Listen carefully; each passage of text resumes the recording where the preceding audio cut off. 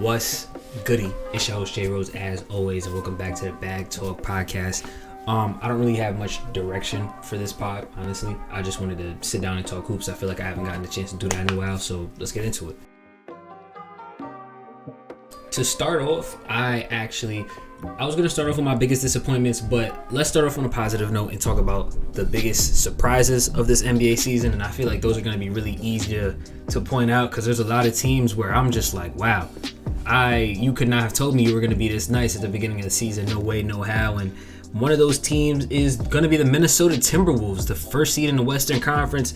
And I honestly did not even believe in them last week. The week before that, they've been the first seed for a decent chunk of the season so far, and they keep just winning and gaining on their lead. And listen, they're 2.5 games ahead of the second seeded Denver Nuggets right now. 3.5 games ahead of the Oklahoma City Thunder, who are the third seed. So they're definitely hooping right now. They're playing ball, and you know me, I am a notorious Timberwolves hater, not because I don't like Timberwolves, but because I think Karl Anthony Towns is severely overrated. But being that Karl Anthony Towns is not the first option this season anymore, and they've really given the reins to Anthony Edwards, and Karl Anthony Towns has learned to coexist with Anthony Edwards and Rudy Gobert. Their defense looks awesome, so everything is just meshing for that team right now. They're the first seed. They're racking wins together. Currently, they are 8-2 in their last 10, and clearly, that's been the case the entire season. They're 22-6. They've only lost 6 games so far. One issue I'm finding is that they're losing a lot of away games. They're 12-1 at home, 10-5 away. So obviously, they're still winning games away, but those away games are really where they're seeing a bulk of their losses. They've only lost 3 games to Western Conference teams, so even split, 3 East, 3 West. Either way, still looking really, really good to start the season, and I could not have predicted this. This is absolutely a surprise in my eyes because even with me putting my bias aside, let's say I don't even know where I would have had the Timberwolves. Probably like the highest seed, most likely 6. So for them to be the first seed this far into the season, very, very decent stuff coming from the Timberwolves. I'm very surprised by them. Hopefully they can keep it going and actually show me something. Maybe they'll drop off, maybe they won't. But as of right now, they're one of the hottest teams in the league. And they're actually the first seed in the NBA, tied with the Celtics. So that's absolutely a surprise for me. Let's go over to the Eastern Conference. And a surprise for me, I'm going to say the 76ers. And I feel like I've said this a couple times on the channel, but I didn't expect the 76ers to continue the momentum that they had without James Harden. I didn't think Tyrese Maxey was going to come out and be this good. Tyrese Maxey, honestly, is an all-star and possibly an all-NBA type player this season. The guard position is very, very heavy. There's a lot of great guards in this league, and I'm not sure if he can squeeze himself in there, but if we're looking from an objective standpoint, Tyrese Maxey absolutely is one of the better players in the NBA so far, averaging 26 points per game and 6.8 assists. Those are elite numbers. Those are numbers that you look at from a player like John Morant. So when you see those numbers coming from Tyrese Maxey, that's just awesome, man. And honestly, Joel Embiid is super, super lucky that Tyrese Maxey is coming into his own game the way he is, because I find it crazy that they just keep going. The Sixers as a whole just keep going from star to star to star to star. They've had Jimmy Simmons. They've had Harden, obviously. So there's a lot of players coming in and out. So Maxey is now being added to that list of all-star level players that Joel Embiid has played with. I hope he can keep it up because he's absolutely been a great surprise, and he's kept this Sixers team afloat.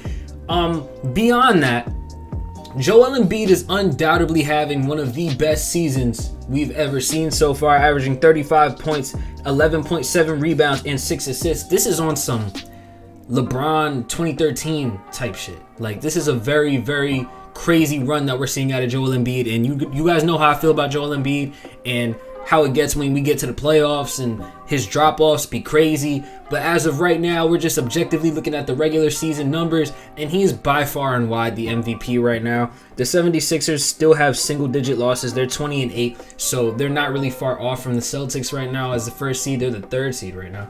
So just looking at all of that, I feel like Joel Embiid is really, I wouldn't say running away with the MVP race, but he has to be number one right now. 35, 12, and 6 is crazy numbers.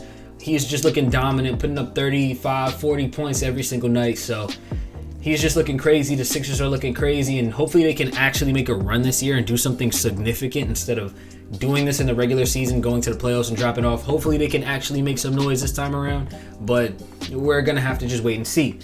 Another surprise, we're going to go and look at the Thunder, the Oklahoma City Thunder. Honestly, I did not see the Thunder being this nice. The Thunder are super duper nice. Like, I understand that Shea is a borderline superstar player. I don't want to call him a superstar player yet.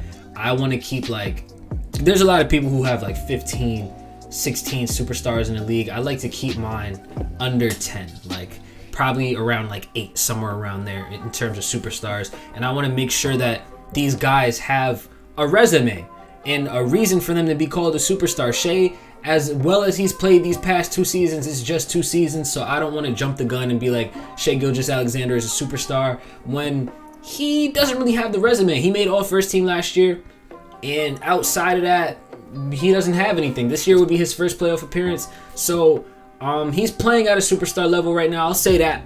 Right now, he's playing at a superstar level, and I didn't expect Chet Holmgren to come in and have as big of an impact as he's having. I thought he was going to have a Rookie of the Year kind of impact, and he is, but his impact is really going beyond that, and he's really turned this team into a true contender. I feel like this team really has some kind of push here. Shea offensively is just otherworldly. Chet coming in and being super, super good offensively as well. Josh Giddey is up and down. I feel like his confidence is wavering with all the controversy coming around and the amount of boos he's getting in every single arena. J-Dub, he's really, really good too as well. The other Jalen Williams off the bench is also looking really good. The Thunder have a lot of weapons here. Presti, their GM, he's absolutely done a great job. He's done a great job. I can't even really put into words how great of a job he's done. He traded, what was it, Presti at the time who traded Paul George for Shea, and he got all those picks in return. That trade looks like a fleece right now. It looks like the Clippers got absolutely fleeced because Shea is playing better than Paul George and Kawhi right now.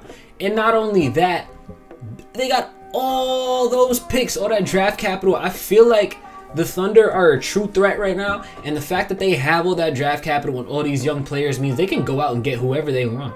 If they want a star player who becomes available, they have all of the draft capital. So if they just take those picks and throw them at a team with a disgruntled star, slide them into like the 3 spot, maybe the 4 spot, maybe even the 2 spot. Who knows? But they have the capital in order to make a crazy trade and really take this team over the top. But they are still a contender right now. They're a 3 seed. Their offense has been crazy. They're the 6th best defense in the league as well. So just great stuff I'm seeing there from Oklahoma City. Well, another surprise, I want to say the Magic. The Magic also have been a surprise. They're 17-11. Obviously, the Magic is a team that has been losing year after year. The Magic have been losing every year, pretty much. Like, they haven't really been a playoff team in a while. They've always been a outside the playoff or no man's land kind of team. So this year, they're definitely in the race for the playoffs. They're 17-11. They're the 5th seed, I believe, 5th or 6th seed, something like that. They're looking pretty decent. They have a really good defense. I feel like I've said this before, but they need better guard play. Paolo, he needs a point guard. He's a pretty decent decision maker, but having him as your primary decision maker just is not, it's not going too well offensively. Like I said, Paolo is cool. He's nice. Franz Wagner is nice. Cole Anthony and Suggs are cool. But they definitely are going to need a better point guard in order to take that next level, that next leap. But they've been very, very good to start off the year. Now, I want to get into some disappointments. And I gotta start with this team. Y'all are gonna call me haters. You can call me what you want, but I must start with the Phoenix Suns. They look so mid. And regardless of what anybody is telling me about injuries and whatnot, I understand that Bradley Beal has played 3-4 games, and he's getting hurt like every single time he steps on the court. It's like very, very sad to see actually Bradley Beal just coming back from an injury just to get on the court, get hurt, miss another chunk of games. He hasn't been playing this year. Beyond all that, Kevin Durant and Devin Booker have not been winning a ton of games. They're 14-14 right now, so they're exactly 500. They're outside the playoff race at the 11th seed, behind the Warriors, I believe, and in front of the Jazz. So they're looking mid, super mid. And this is very interesting because I feel like D-Book and KD, regardless of what the bench players look like, could produce enough offense for them to get wins, but it just hasn't really been happening for them. I find that to be very disappointing that they're that far out of the playoff race. They're losing games against like everybody, to be honest. They just lost against the Kings. The Kings beat the brakes off of them. I remember they lost a game recently to the Brooklyn Nets as well. They've lost to the Nets a couple of times this season, I believe. It's very embarrassing to be the Suns right now. They lost to the Trailblazers as well. These are not good losses for you to be having when you're supposed to be one of the upper echelon teams in the league. You're supposed to be competing with the Nuggets and teams of that nature, but you're just not. They're just not. KD is having a historic season. He's getting up there in age, and he's still averaging crazy numbers up there in 30-point per game range, and I don't understand why it's going so bad for them, honestly. D-Book has been really up and down. I thought Devin Booker was going to be a lot better going into this season. Not to say that he's been bad by any means, but I definitely thought we were going to come in here and have some real discussions about Devin Booker being one of the better players in the league. He still is, don't get me wrong. Him filling in that point guard role, I feel like is a little different pace for him. He's trying to do more facilitating, and 27 points and 8.2 rebounds, definitely great numbers, but I feel like he's just up and down. One day he'll give you a crazy performance and you'll be like, yep, this the D-Book. This the D-Book that we thought we was going to get. And then another game, he'll really look mid. He really will. And he's on my fantasy team, so just know that I be watching D-Book. I be watching D-Book, and when I pick a game for him to give me fantasy points on and he has a dud, I'm definitely watching that. So I feel like D-Book is just really on a slippery slope this season. Obviously, they've had injuries. Book's missed games. KD's missed games. Beal's missed almost the entire season. But even then, when you look at the games that Book and KD have played, Book's played 19 games. KD's played 24. I feel like that should be enough for you to win more than you have been winning. 14-14 is just not a good look, especially because a lot of the games that they've been losing have been pretty recent. It's not like they lost a bunch of games while those guys were hurt. They're 3-7 in their last 10, and KD and Book have played most of those games. So it's just not really a good look for the Phoenix Suns. It's absolutely disappointing. I want to get into another team that I find has been disappointing, and that's the Lakers. The Lakers won the in-season tournament. They were looking pretty okay, and now they're just not looking too hot. I feel like they're having these ups and downs as a team. I'm not understanding how this is happening though. Like, I thought if LeBron and AD could be consistent, that this team would just win, and it just hasn't been working out like that. LeBron has been consistent. I feel like AD has been more consistent since the in-season tournament has concluded, and they've done a lot of their losing since they won that in-season tournament. They're 5-5 in their last 10, so they're exactly 500. They cannot win a game on the road to save their life. 6-11 on the road, and in the conference they're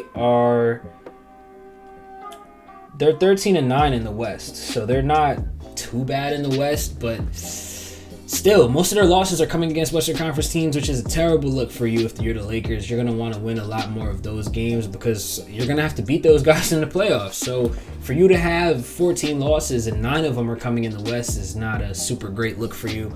LeBron, otherworldly. Man, he's 40 years old. He's 40 years old. His birthday coming up soon, and he just put up 40 last night. Like, LeBron is really a madman. I don't understand how he keeps doing this year after year. We really think there's going to be some kind of decline, and it's just not there. LeBron's coming out and he's dominating some of these games, and AD's coming out and he's dominating some of these games, and they're still not getting the wins. D'Angelo Russell's dropped off a lot. I feel like I was expecting more from Austin Reeves coming into the season, and he hasn't really been doing too hot either. The role players that we were bigging up so much either have been hurt or they just haven't looked that good, i.e. Gabe Vincent. He looks garbage, and now he's getting knee surgery, so there's that. Rui Hachimura has been in and out, and he hasn't looked the greatest either. Jared Vanderbilt has been in and out, but when he's in, their defense looks super locked in, so hopefully he can stay healthy, get back to his starting spot. They put LeBron in at the point guard. And I am so happy that the Lakers did that. I feel like I'm one of the people who've been saying just put LeBron at the point guard and don't worry about your point guard. When they won the championship, LeBron was at point guard. I understand he's old. You're probably going to want him to play out of the post more and not take the ball up every time. And that's fine. You can have an off guard for that exact reason. I don't think you need a point guard on that roster right now.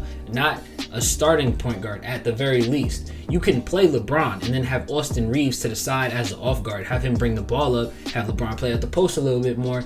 Just have an off guard on the floor with him. LeBron is your best point guard. Period. You can argue LeBron has been the best point guard for a long time. I'm not gonna lie. Like, LeBron is definitely your best bet on that Lakers squad for a point guard. So if you're looking to trade for more scoring, I'm not seeing why not. They're talking about they're interested in Zach LaVine. Why not? Why not? Put LeBron at the point guard, put Zach at 2, AD at the 4 or 5, wherever, fill out the rest. And I feel like you can run it like that. I really do believe that their best option is to put Bron at the point guard. And shoot, they just beat the Thunder yesterday. And I was just talking about how good the Thunder have been. So for the Lakers to have beaten the Thunder and LeBron at the point guard, I don't think that's a coincidence. I really don't. But yeah, as a whole, they've just been mid. They're the 9th seed. I was expecting them to be top 5. And like I said, I didn't say this yet, but the Western Conference is super duper tight like it was last season. I said this was going to be the case, and it has been so far. Has lived up to that. If the Lakers win like 3 games in a row and they can get some other teams to lose some games, they're right back into it. Honestly, they're 7.5 games back from the first seed. They're 7 games back from the first seed at the 9th seed, and they're only 2 games back from the 4th seed. So it's not looking too bad for the Lakers. It's really not. They have to string some wins together. I feel like they've looked pretty mid compared to the competition, but they can definitely string some wins together and just get better, honestly. One last disappointment I have is definitely San Antonio, bro. San Antonio is a little different. I didn't expect them to be a playoff team or anything, but I expected them to be fun to watch. I expected them to have a competitive spirit, and they just haven't. They're one of the worst teams in the league. They're 4-24. The fact that they're about to get another lottery pick on top of Wembanyama is really cooked, because that team is not bad. Contrary to what anybody will tell you to believe, if you look on Twitter, you're going to see a bunch of San Antonio slander calling their players trash. Their players aren't trash. Here's what's going on. They have players who think that they're good. They're getting these nationally televised games, so they want to show off that they're good. And I don't think they respect Victor Wembanyama. I really don't. He's clearly the best player on that team, like, hands down. But there's players like Jeremy Sohan and Keldon Johnson who have been pretty decent in prior years that are coming out, and they're like, yo, nah, I wanna ball out. Like, I wanna do my thing. And they're playing a selfish brand of basketball. I feel like Popovich has to really reel them in and let them know, like, Vic is our guy.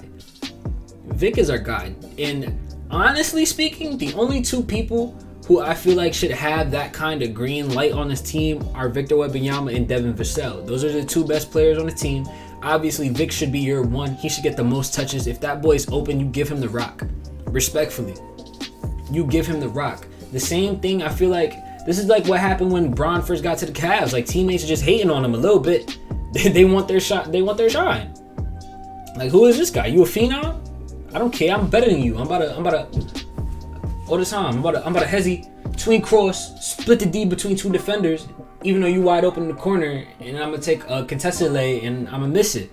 And that's why they keep losing these games. I promise you, if Wembanyama got the correct opportunity, the amount of touches that he should be getting, I don't think the Spurs would be this bad, but they suck.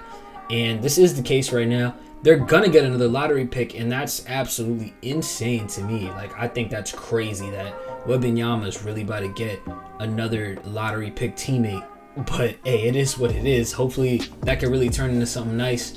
But yeah, that's really it for my disappointments and my surprise teams. Now, I'm going to just talk about some things going around in the league a little bit. See what we got going on. I do want to talk about the Grizzlies. I want to talk about the Grizzlies because Ja came back, man. Ja's back, and they've won 3 games in a row. Ja's first 3 games have all been wins. And I'm just looking at the Grizzlies like, listen, I'm not saying that they're gonna make the play-in, but they don't look bad, bruh. They do not look bad. They've beaten the Hawks, they've beaten the Pacers, and they've beaten the Pelicans. And what happened? Oh, what happened? Yo, what the fuck? Okay.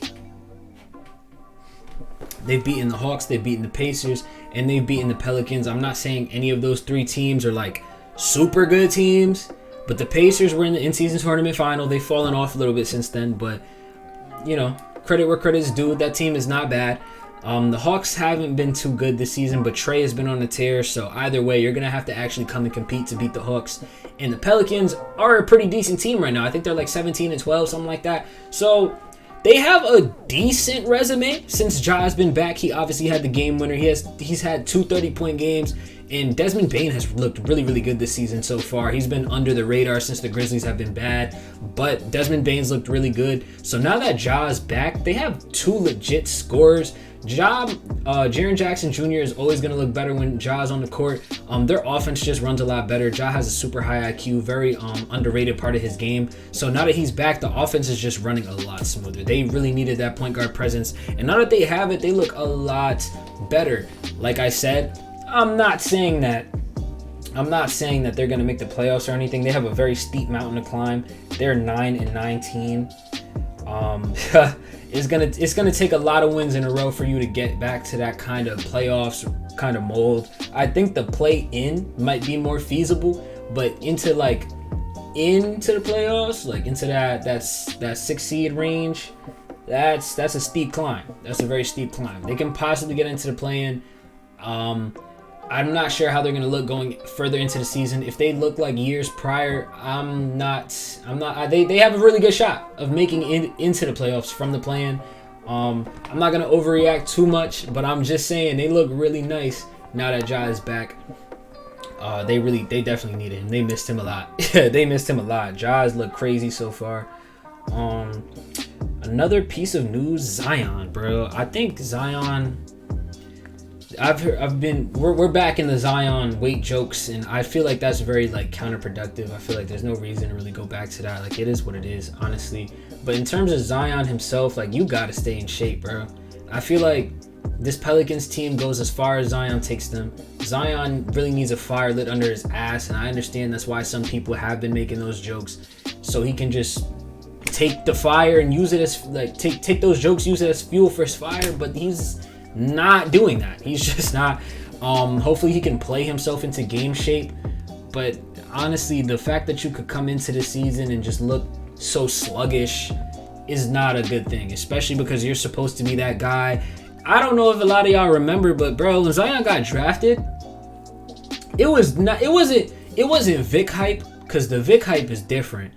But he was the most hyped prospect since LeBron when it was his turn. It was tank for Zion, bro.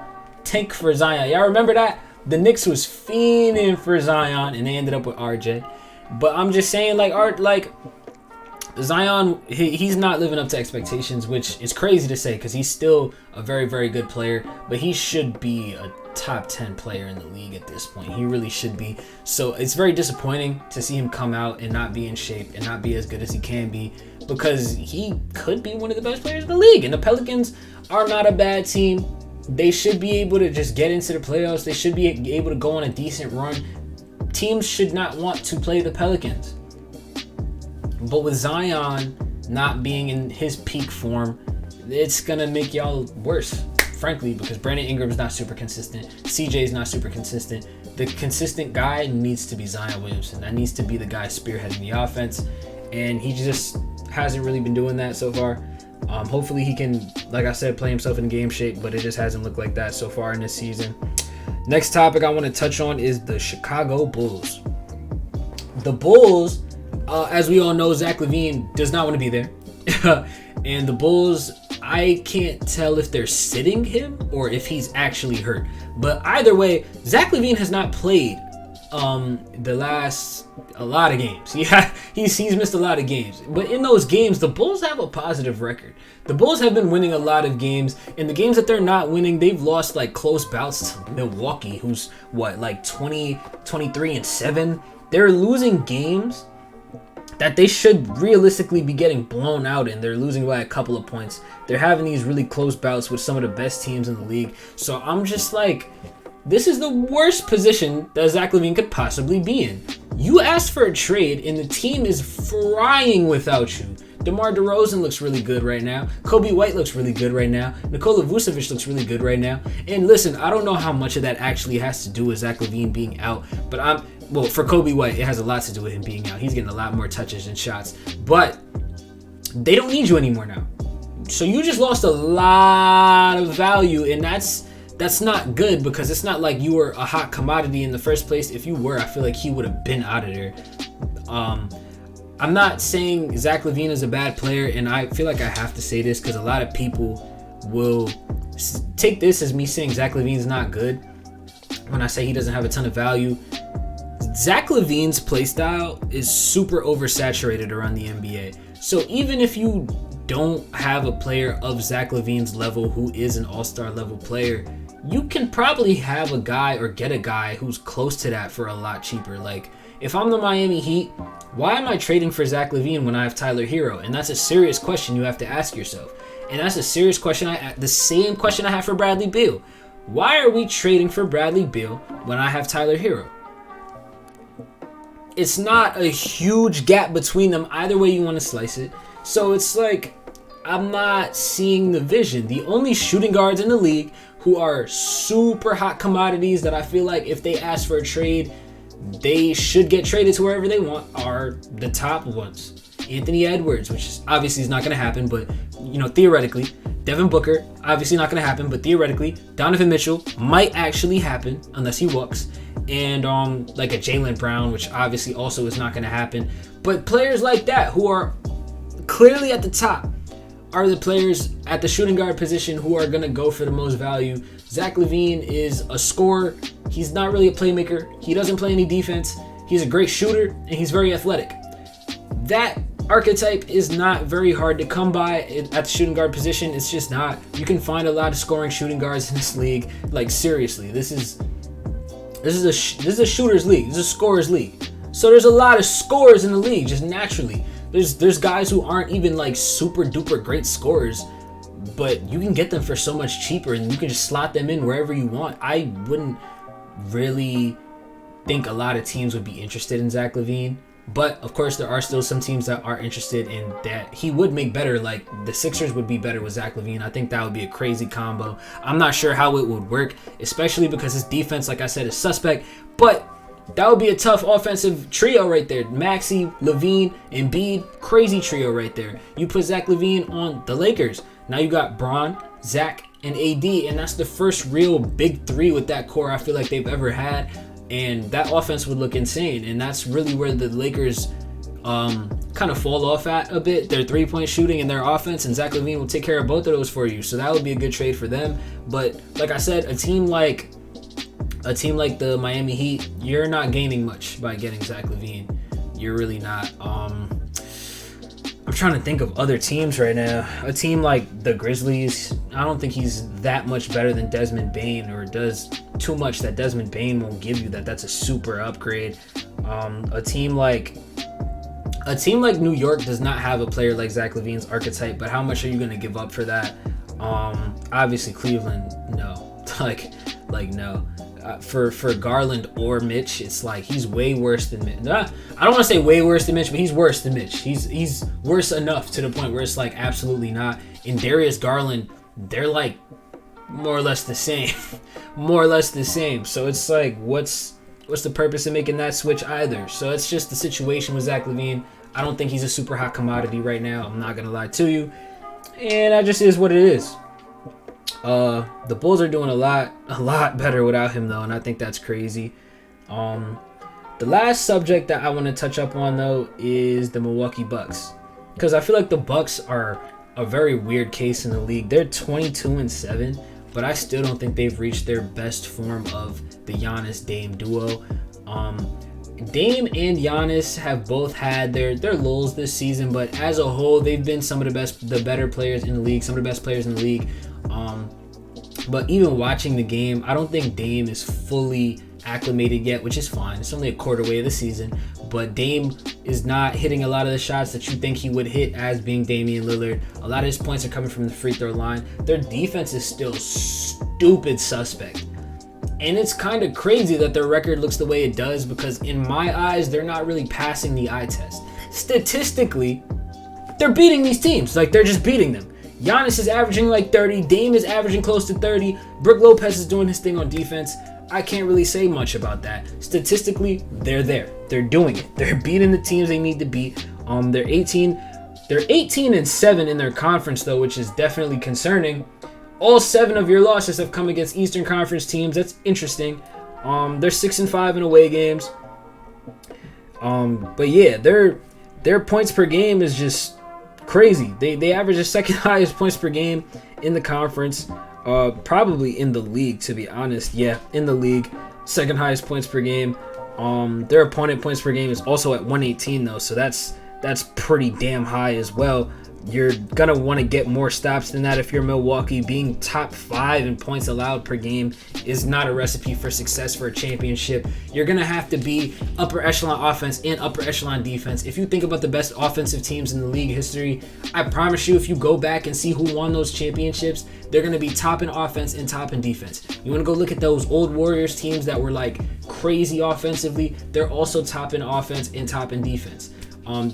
The Cavs teams, top in offense, top in defense. That's just how it is. That's just how it is. You can go back and look at most champions. That's just how it's going to be. Most contenders even. You got to be top 5 in offense and top 5 in defense to even make the conference finals most of the time. So I'm just looking at how they're playing, eye test, and the fact that their defense is still trash, and it's just not looking like that's going to be a consistent way to keep your wins going. But they're winning right now, so it is what it is. That's it for today's episode of the podcast. I just wanted to talk about some hoops, honestly. I didn't really have much of a direction. Just wanted to yap. Just wanted to yap into the mic. And I'll catch y'all in the next one.